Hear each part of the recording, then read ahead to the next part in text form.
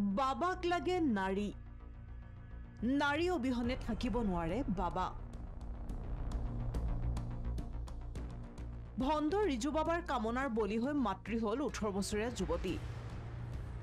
বাবাৰ বাসনা পূৰণ নকৰিলে তন্ত্ৰ মন্ত্ৰৰে ঘৰ ধ্বংসৰ ভাবুকি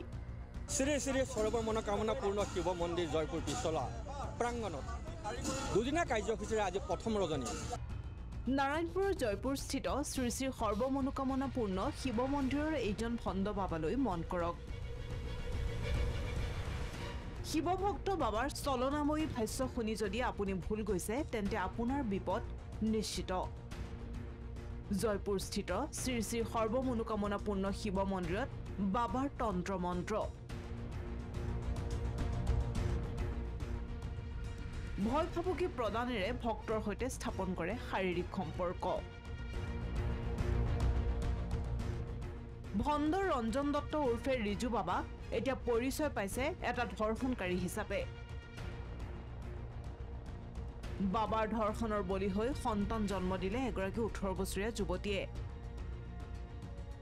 বাবাৰ কামনা পূৰ্ণ নকৰিলে তন্ত্ৰ মন্ত্ৰৰে যুৱতীৰ জীৱন ধ্বংস কৰাৰ ভাবুকি প্ৰদান কৰিছিল যুৱতীৰ পৰিয়ালক যাৰ বাবে এটা কন্যা সন্তানৰ মাতৃ হৈ দুৰ্ভগীয়া জীৱন কটাবলগীয়া হৈছে এতিয়া এগৰাকী যুৱতীয়ে শুনক তেওঁৰ মন্তব্য মই এনেকৈ জয়পুৰ ৰিজু বাবা মন্দিৰলৈ যাওঁ মানে এনেকৈ চাকি তাকি দিবলৈ তাৰপিছত সেইটো সুযোগ লৈ মোৰ লগত মানে প্ৰায় মানে দুদিনমান মানে প্ৰথম দিনাখন তেওঁ মোক এনেকৈ সিহঁতৰ ঘৰতে মানে এনেকৈ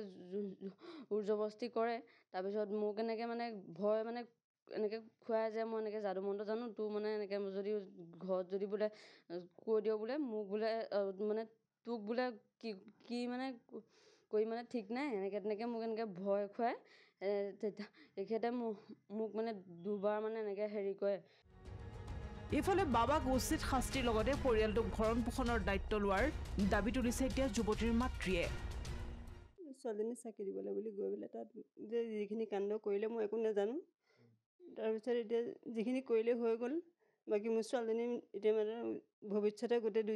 কেঁচুৱাটো আৰু মাকৰ গোটেই জীৱনভৰ দায়িত্ব ল'ব লাগিব মই একো কৰিব নোৱাৰোঁ এতিয়া মোৰ নিজৰ পৰিয়াল আছে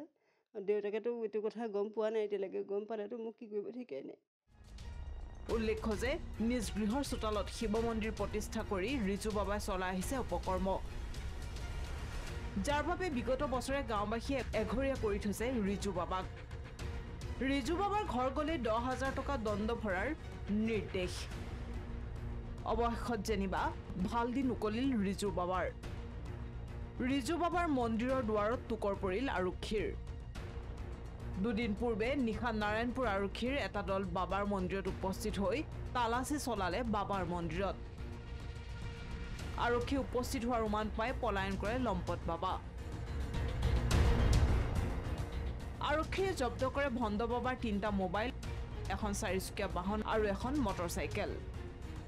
ইফালে পলাতক ভণ্ড বাবাক অৱশেষত আজি লালুকত আৰক্ষীয়ে গ্ৰেপ্তাৰ কৰি আৰম্ভ কৰিছে তদন্ত नारायणपुर पर पद्म बरा रिपोर्ट प्रथम खबर अन्नपूर्णा काव घी देश के हर एक खाने को लजीज बनाता है।